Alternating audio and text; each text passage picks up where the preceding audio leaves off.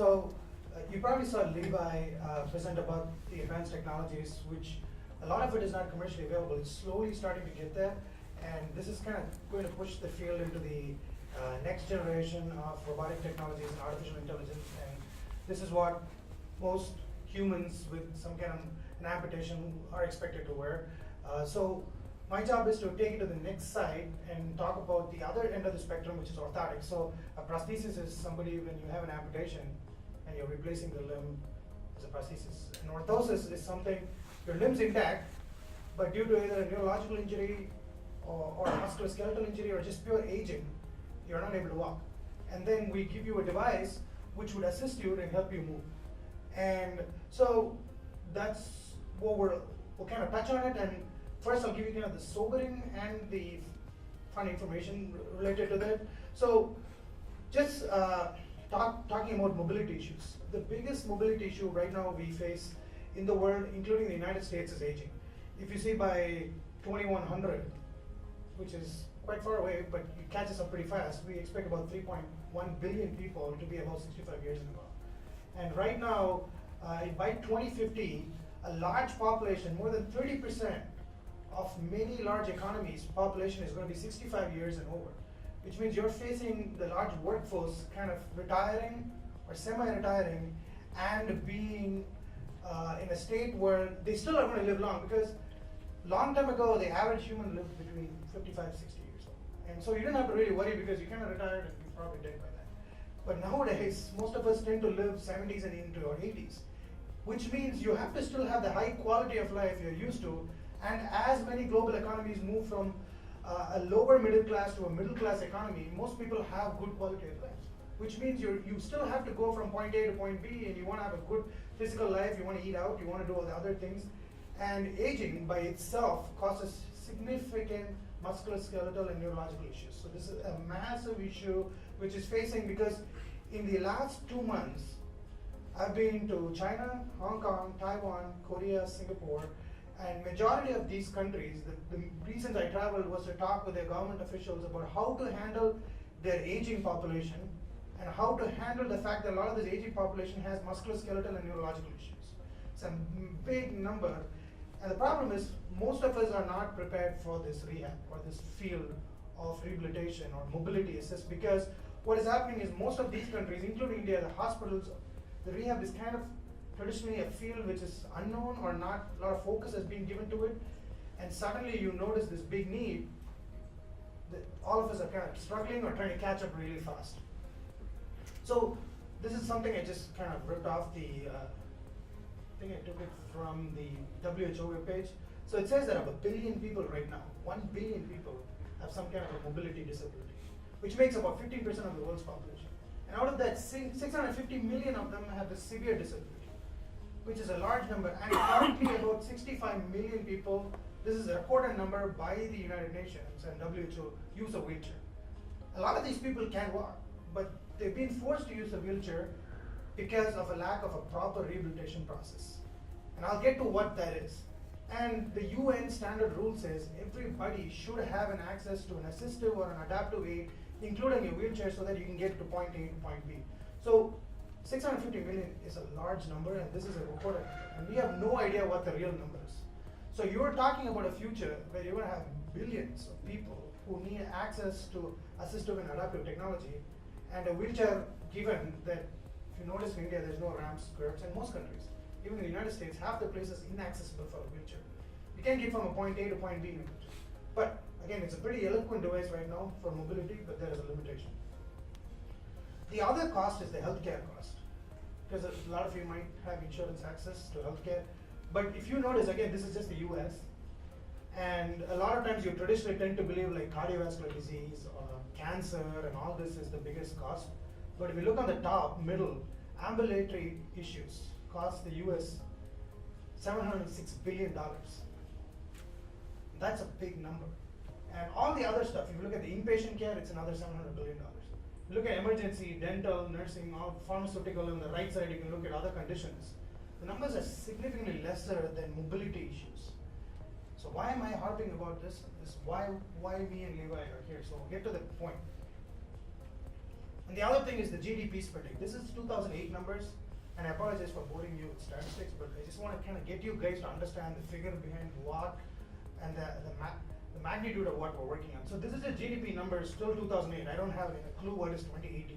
But you see, most of these countries, the GDP spending on health and mobility issue is slowly rising up to 20% of their GDP spending, which is a big amount of money spent. So this is where the market lies, and this is where a lot of work needs to be done. So what is the solution? So you have a loss of physical function due to aging, neurological disease, musculoskeletal disease, you become less active, which a lot of us have. What that results is lack of independence and function. This has a significant direct relation to your healthcare economics, your spending, your quality of life. So any kind of robotic technology which we'll talk will give you more active lifestyle. The moment it gives you active lifestyle, it gives you an improvement in physical function, and the concept is it directly helps you maintain your function. I'm not saying you're going to become Superman or you're going to become super fit, but a lot of us, to get us point A to point B, to get to our regular jobs, you need to have that functional ability. And so all of us know that you need to exercise. If you don't count me, I don't know how many of you do. The American Heart Association recommends an average human, healthy human, needs to exercise 35 to 40 minutes, 7 days a week. How many of us do? Just show of hands, just for fun. Most of you are way more fitter than me because a lot of you are showing your hands. But that's the average. But most of us are unable to keep up with this. This is when you're healthy. Imagine if you start getting osteoarthritis, knee pain, ankle pain, you twist your ankle, aging, general debility, neurological injury, Parkinson's, MS, stroke, spinal cord injury. This just drops to significant numbers. The average person doesn't get out of the house for months with some of these issues. So what has this got to do with all of us? At least me and Levi. Why are we here and why are we harping on this issue? So we come from the Rehabilitation Institute of Chicago, and I'll tell you how we rebranded ourselves. Who are we? We're #1 ranked in clinical care in the United States for 28 years. We're the #1 ranked place by the National Institute of Health, NSF, for the highest number of ranking in research funding. We're #1 ranked in nursing and academic training in PM and all. So we're kind of the big gorilla in the field. We access 65,000 patients within the United States and access patients from 115 countries. I have no idea what the numbers from these 115 countries are, but we're kind of the global leader in accessing people with disabilities. But what we really realized is our big hospital, and we have about 50 outpatient centers, and our global, we're also building one in Qatar and one hospital in Abu Dhabi and Europe and all this. But still, just having a rehab hospital doesn't seem to work the magic. We noticed that for a person, including you, me, and all of you here, and all the people with these musculoskeletal and neurological injuries, you have to have a continuum of care model. That means if you get into a hospital, then you go to an outpatient. How many of you have been to physical therapy or physiotherapy? A few people. So you go to physical therapy, but then you have to go home. Eventually you got to go home. Then if you don't continue what they call as home exercise or prescription exercise or wear your brace, you end up getting worse. And this fall is pretty fast. And then you end up in the inpatient hospital again because you didn't keep up with what they said, and this vicious cycle goes in circles. So there's a whole continuum of care model which even us, who we thought we were the best in the business, couldn't handle. And we didn't have the resources, we didn't have the number of therapists you need, the clinicians you need to handle this. So what we did is we rebranded ourselves completely. We cracked down our whole hospital. We took all the researchers like me and Levi and all the clinicians, and we rebuilt a 1.3 million square feet, 30-floor rehab research hospital, where technology was given priority, and the scientists and the clinicians were put in the same location so we could interact with the patients and figure out how do we solve this mobility issue, which big numbers I'm talking about. And this is an inside of our hospital. This is how it looks actually. So on the right side you have all the clinical equipment, and on the back side we have all the researchers and their equipment, and this is a whole interaction group. But the other problem we faced is the sobering information is, if somebody designs a technology, it takes about 17 years from bench to bedside. Which means an average person takes 17 years for their concept to become a clinically viable product, which is just ridiculous. What happens in the current state of instant gratification, by the time I spend 17 years doing this research, somebody's built something else and some patients saw it on YouTube and they want that device. It's not ready yet. But people have no more patience to wait 17 years. So in our hospital, with Levi, I run this Max Nader Center, which is inside the Center for Bionic Medicine, where we focus on every technology developed in the world all over the world, we're kind of this one location where people come to make their technology from engineeringly eloquent to clinical viability, which means we take the engineeringly eloquent technology and make them clinically viable so that we can move this technology faster within a year or two to everyday clinical practice or use or home use instead of waiting forever. The other part of our lab does a lot of sensor work, and we work on all the machine learning algorithms, clinical prediction models, home monitoring, clinical monitoring, things like that. But for all this fun, if you go to any hospital here in India, we have been to Sakra, MS Ramaya, Manipal Hospital, and NIMHAMS, and many others. The person gets very low dose care. Because one, patients and therapists and the clinicians are scared to lift the patient up because they may fall down. If you have a knee injury or a spinal cord injury or a stroke, once you fall down again with that, you're going to get worse. And then you're never going to get out of bed. So the care model is very low grade. And you just walk in this little parallel bar here, many of you have noticed, or you're lying down on this mat, and they're kind of moving your limbs for you and doing some exercise. So most people, when they go home, still go in a wheelchair. Most means 90% or more, still go in a home in a wheelchair. Or they give these braces and calipers, which are just not comfortable, and what you do is you end up not walking at all. And as you reduce your walking, you slowly figure, okay, it's better to sit in a spot or you choose a wheelchair. That's the thing. So even in our hospital, where we focused a lot on evidence-based practice and task-specific training, if you look at the left, there's somebody trying to walk over ground, and you got all this complex manual system, and we're trying to move this patient, and the clinician is sitting behind in a stool, literally pushing, and this is on a treadmill. You can see it's not normal walking. It's extremely abnormal, uncomfortable, and these people don't end up walking at all. Because do you want to walk like this again at your home or outside? How uncomfortable is it? And where are you going to get this advanced fancy harnessing which costs $1 million to put along the track? So most people quit. So what my team and others in the field have been working on for the past half a decade is come up with a toolbox of powered robotic technology which you can utilize to get our patients from this big number, 650 million and above, start moving, to get them the exercise they need walking. So ideally, robotic exoskeletons or orthotics, powered orthotics, are split by design and function. So on a design way, you can have a full body exoskeleton, and so that means it powers both the upper and lower limb. You can have a lower body exoskeleton, it just moves your lower limb. You can have what is known as modular exoskeletons, which means one joint. Let's say if you have osteoarthritis on the knee, and you only have right knee problems, you can actuate the right knee. That means you can just help the right knee. Or the new field, which very early baby stage, is called soft robotics. What is a soft robot? Is something you wear under your clothes, and really you don't even see the robotic device outside, and the actuation happens somewhere else, and the motors are in a different location. So that's something which is going on. As far as the functional way, there are three types of robotic devices, which we're going to talk about. Is a therapeutic robot, which means you use it in an inpatient or an outpatient setting within the hospital, or a personal mobility robot. That's, as I said, right, when you go home, how do you walk? So you have a personal mobility robot. And the last one is known as a performance augmentation robot. How many of you are in marathons here? Yeah, a lot of people here are super fit. I mean, all of you are lifting your hands for everything. It's kind of impressive.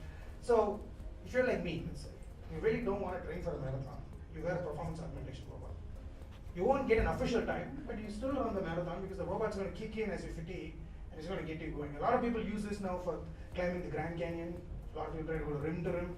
I might die half the way, so I need a performance augmentation robot. So these are things you want to keep in mind in the future the field is going to move into. And I'll tell you, kind of wrap up on why we're here with that, and why this group here we're working with Bionic Inter is ideally suited to get this done. So spinal cord injury, so commercially available are 4 robots, okay? All over the world, there's only 4 technologies which are commercially available. One's called the XO, which is designed out of UC Berkeley, and it's called XO Bionics now. The other is called Rewalk, which is the original first technology that came from an Israeli company, and now they're kind of weaning off their main technology and moving on to another model. And then there's a company called Parker Hannifin, which makes a lot of components, and they have a device called Indigo. And the last one is called HAL. It's from Cyberdyne in Japan, and they've also kind of weaning away their product and moving on to something. So how does it look for somebody with spinal cord injury to walk with a robotic exoskeleton? You can see there are 2 clinicians, which again defeats the purpose, but you still have 2 clinicians holding on to the patient. There's a walker in front. It's really slow stepping. But at least the big advantage you have is You're not waiting to start walking, you start in the initial stages, so from day one. This is for somebody with spinal cord injury.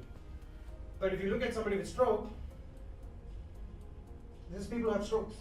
Early mobility is critical. If you don't walk on the first week after your neurological or musculoskeletal injury, hip replacement, knee replacement, stroke, the chance of full recovery goes down per day by 10% almost.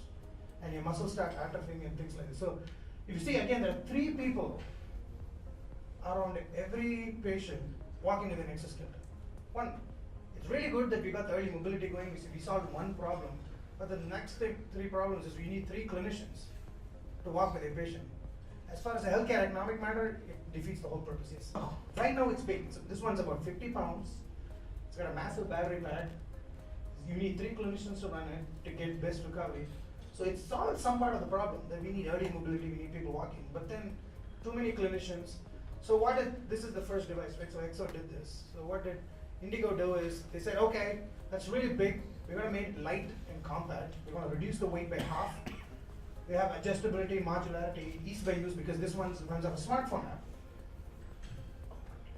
So they kind of learned and did it. But then again, if you look at a person with spinal cord injury, you have this complex walker system with all kinds of straps and bands. And this is the state-of-art technology right now. And the patient is walking with it. And you can see there's a clinician holding on now. Instead of 3, there's only 1. So you solve the case of 2 clinicians.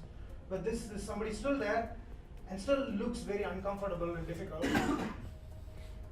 And if this is from somebody with a severe injury, if you're still with a milder injury, you still need 2 clinicians. And you see the patient's walking, but it's not just there. So these are the more impaired severe conditions which we're going to talk about, and you see there's a lot of issues, but we've solved the problem of mobility. So then comes modularity. So if you had a mild stroke, you have osteoarthritis, you had a knee replacement, a hip replacement, just a frail elderly person who wants to walk, what we've worked on is modular robots. It's a powered knee brace. This is kind of how many of you have seen American Ninja Warrior? Few of you, right? So this is kind of our version of it. It's like an obstacle course, and you get young people with strokes. These people get young. This is like a young stroke. See how young the strokes are? We're now getting people with 15 years who are getting strokes. Long ago, stroke was considered somebody only old people get. Now you're getting super young strokes. So this is somebody who wants to live a full, probably going to live till 80, right? Now you have severe impairments and you want the person to be walking for the rest of their lives. Otherwise, how is he going to go to the university? How is he going to get a job? So we're kind of training them to do advanced activities, so at least they can walk in every day in the community. So this is an example of another young stroke. You can see how the impairment is. She's walking, but then when you add a robotic exoskeleton, you can see the immediate impact it has on somebody's mobility. So again, all of us have to climb stairs. How many buildings have elevators? A lot of times not possible. So she's able to move around. So the first one I showed you is more severe impairments. Now we're talking about milder impairments. That's what your grandmother or most of our mothers and fathers kind of look like this. You don't have to have a stroke, but they kind of end up looking like this. And then just putting on an exoskeleton, you can see the significant difference in the mobility aspect.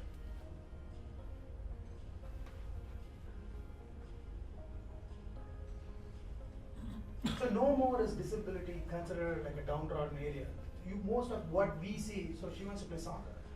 It's a normal behavior. She's a young girl. Why would she just sit at home all the time?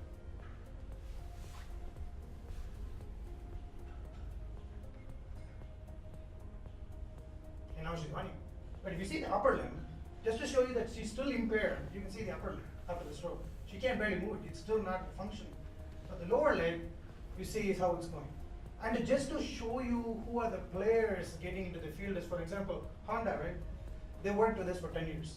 One thing they believe is every part of mobility they have to somehow touch.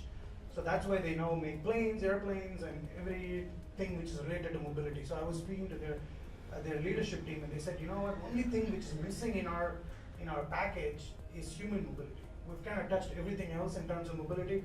So in 2010, we started working on this device called the SMA, or Stride Management Assistant. This is Honda's DC brushless based, lightweight, wearable hip exoskeleton. And we've been using it in our hospital for different types of therapy. So these are mild impairments. So again, chair climbing, walking. This is a resistance exercise. We have a ginormous therapist actually pulling on the patient as he's walking, he's trying to get him. So as you walk and you strengthen your legs, the ability to walk will get better. That's the hope. And then the next stage is we're trying to take it for a home use. This is one of the Honda engineers actually trying to use the device within Chicago.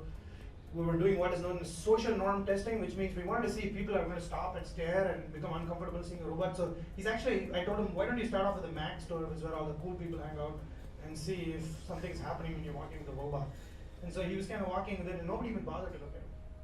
It clearly shows that eventually the world is going to be filled with wearable technology, and you're not really going to get, people are not going to stop and stare, and there's no social stigma towards it. It's pretty normal, and we've tested it significantly. So the last one is the soft wearable robot. This is a collaboration with Harvard University. Connor Walsh is one of my colleagues, so, yeah, and Levi works with them. So we were working on their soft exoskeleton. So the big difference in the soft one is the motors are in the hip or fanny pack or backpack, and the bicycle cables come under your clothes and can attach to your knee or your calf. And then what you do is, as you walk, the system can actuate yourself. You can see that this is somebody with a stroke actually walking with it. You can see the upper limb is still paralyzed, but the lower limb, the soft system is kind of triggering the person as they're walking. It's got these little sensors like Levi tells you, a load cell and an IMU at the non-injured and the injured side, or the impaired and the non-impaired side, and you can see people can walk with it. But for all this work, which we are doing, I mean, I work with over 30 different exoskeleton technology. Fundamentally, a lot of times, these companies in the past have no idea why they built it. A lot of times they built the technology and kind of threw it at the wall and see what sticks. Do you guys understand what that means? They had no reasoning, there was no clinical reasoning, plan, ecosystem development. They didn't know what they wanted to use it in the inpatient setting, or do you want to use it in the outpatient setting? Do you want to use it at home? How do you progress somebody from acute care to chronic care? What kind of controls, which like Levi is talking about, do you want to use a position control? Do you want an impedance control? Do you want to use a force control? Do you want, all this information was kind of an afterthought. A lot of times it was built and given to me and said, hey, can you figure out somehow, we need to sell this. Can you figure out a utility case to it? And that's like, you can't, because sometimes you can, but most of the time, so there were limited solutions. The FDA only approved limited disease states. We had never figured the training dosage. The ecosystem was that. That means the therapists and the physicians were not taught about the devices. The knowledge base was very limited. There was no safety because there's no harnessing. Unless you have a harness, and $1 million harness put all over the hospital, you're not going to be able to hold safely. And there's no follow-up. That means the ecosystem stopped at the inpatient or the outpatient or the home. There was no continued care model. So as a team, as a hospital which is known to touch every technology in the world which comes through first dibs, we just felt still very inadequate in caring to our patients, not only within the United States, but the rest of the world, because we take pride in influencing the world's rehabilitation process. So finally, when I started working with Vaidhi, Shiva, and Amitabh, and TimeTooth, and Girish, and TimeTooth, one thing we found with the system where we're developing is fundamentally taking all those loopholes which we faced in the past and kind of making sure we don't make the same mistakes and trying to hit that hard with the system. For example, the A-frame takes away the need for harnessing the hospital, clinics. All over the world, many hospitals and clinics can't afford those kind of harnessing systems. Now the A-frame does that. It has a fall detection and fall mitigation system, which means if a patient falls, it will catch them in a second. You're not going to wait till they hit the ground and then you grab them, and you don't need 2 or 3 clinicians to hold them. And the system is robotic. That means it moves with the patient. It senses the motion of the patient and moves with the patient. That way you don't need those 3 clinicians. Which hospital in India or anywhere in the world can afford 3 therapists to be standing around a robot? First of all, the robot's expensive. Now you have this, then that defeats the purpose. So this will move on its own. And then you can start with an exoskeleton, which one is lightweight. The reason why is the motors, the battery, the computer, everything's in the A-frame. That means the robotic system itself is lightweight. You're not literally need to, in all the other systems I showed, everything else is packaged into the system. So it adds weight to it. Now in this, everything's in the A-frame. So from day one, you can mobilize your patient in the hospital and you can get them moving. And then once the patient gets better, you can get them off the exoskeleton and just use the A-frame. Because now, a lot of people worry to walk on their own because they're scared of falling. But now with the A-frame system, even after the exoskeleton is done, you're able to walk without the fear of falling, so you got that goal. The other thing is, most of these systems were approved, which I showed you, is only for spinal cord injury or only for stroke. The advantage of this, you can use it for musculoskeletal injury, simple aging problems, frail elderly, or any other kind of neurological disease states, cardiovascular problem. Patients, you know that even when you are on a transplant list or you're a cancer patient, HIV, all these patients need exercise or mobility. This is the mobility assist I'm talking about. And all that can be accessed with this. This I'm not saying because I drank the Kool-Aid, because I hung out with these guys for 5 days. It's literally why we're working with them for the past few years to make sure we tap the potential of a system. And the other big issue is the cost. The average technology we work on ranges from $75,000 US dollars to $250,000 US dollars.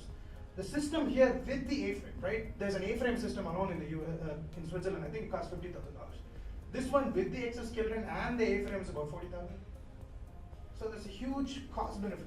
And that is now case by case. That means if I'm building one and one, it costs $40,000. If eventually we could mass produce, I can assure you it'll probably come down by 50%. So imagine having a $20,000 robotic exoskeleton and a robotic A-frame. You can now target the 650 million people I'm talking about with mobility issues. So I think I already spoke about it, fail-safe mechanism, light batteries on and all, things like that. But again, you can target all the disease states I'm talking about. So that's critical. But the other good thing with this is they've also figured out the ecosystem, which means they have access to all the hospitals.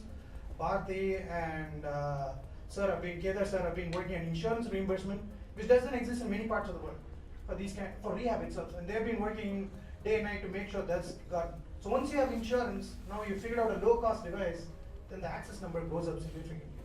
And you can use it across the spectrum of disease states. And then finally, to wrap up, we're not just working on this.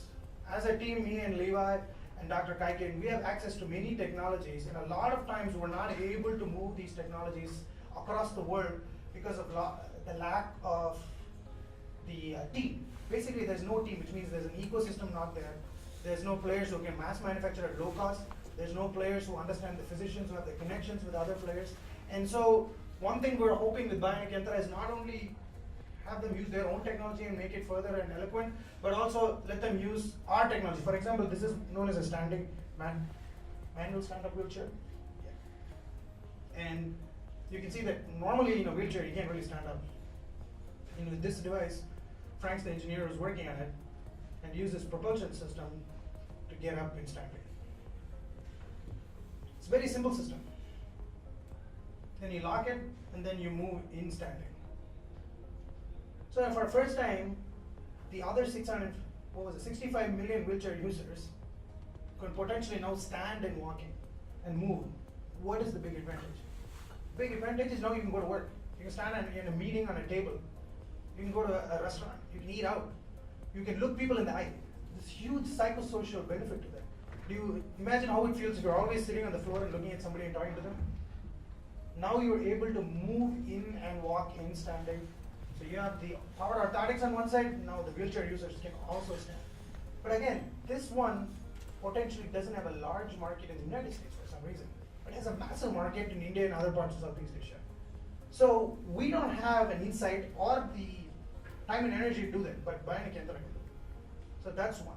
So to wrap up, as a team, the reason me and Levi have been working here and we're pushing the envelope to get this device with Bionic Yantra going is, it's a clinician and engineering driven technology from day one.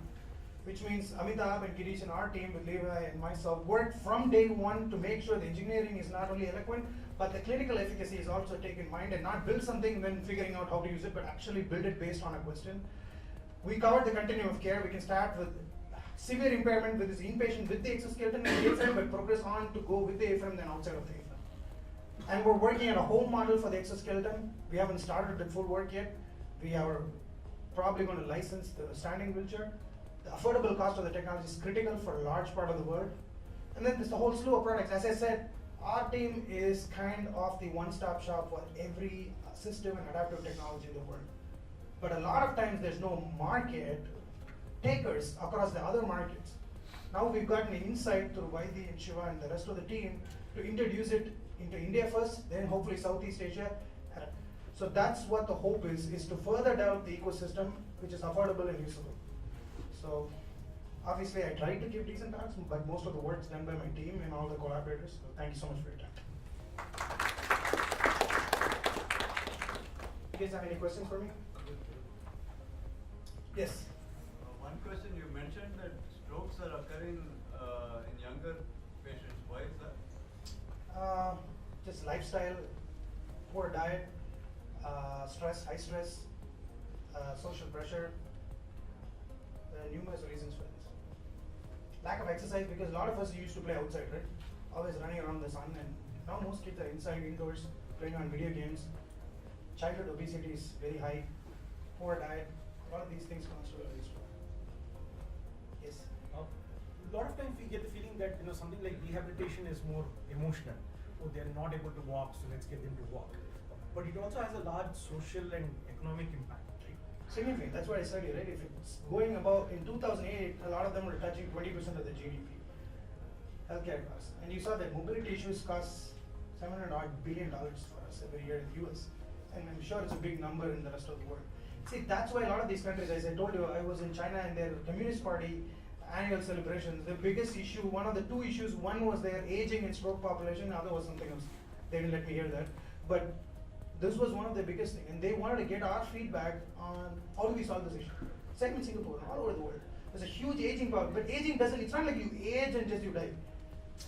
You get sick, and you get impaired, and then you stop exercising. And then there's the emotional part, there's a depression part too. And a lot of times before you were in a joint family, so there was somebody to take care. No, a lot of them live on their own. Very few people have that motivation to exercise even as they get older. So what happens is the cost is once you don't exercise and you don't walk, you end up in the hospital. Then every medication, every other thing is thousands and lakhs of rupees and dollars. That adds up pretty fast. And yet, what insurance is slowly realizing is, oh my God, the amount of money we are spending in maintaining their even poor quality of life is significant. But if there is a technology which at the early start might be a little expensive, but it can extend or limit all these admissions and the medications, it's a huge benefit. So they're okay investing.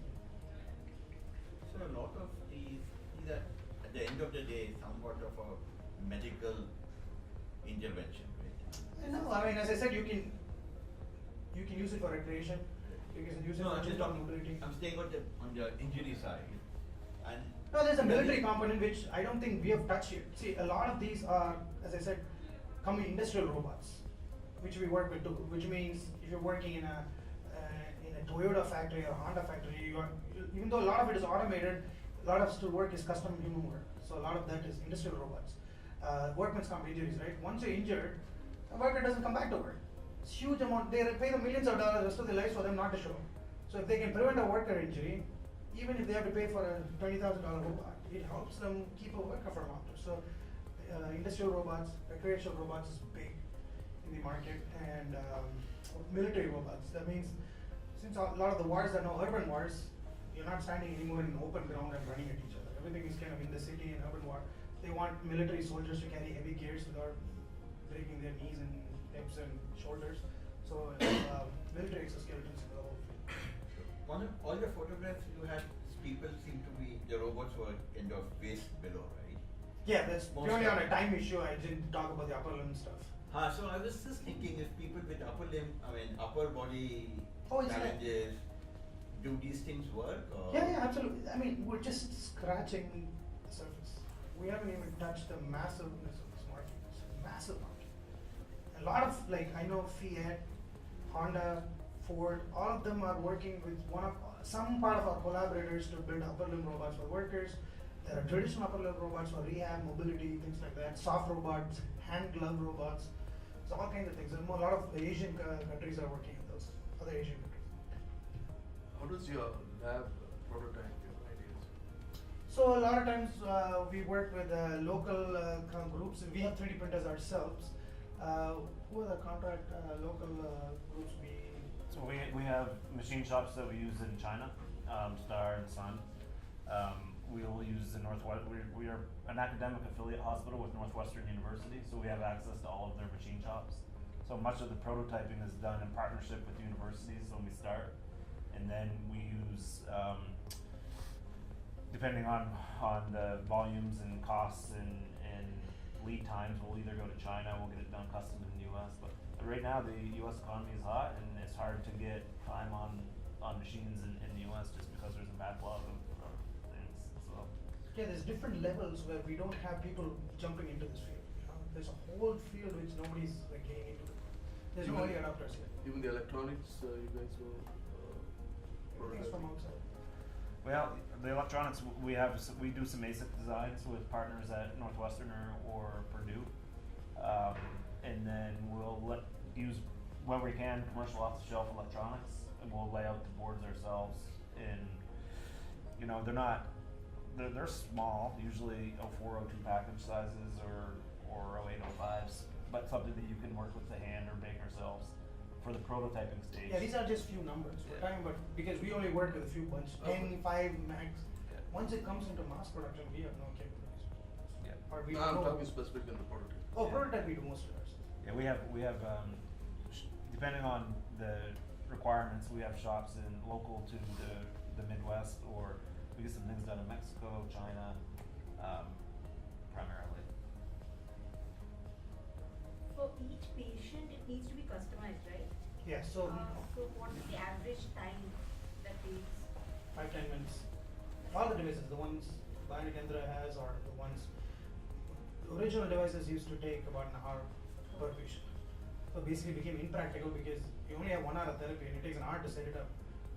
We will always run into the next session and then other patients are waiting. Now it's 5-10 minutes, 15 minutes. Yes.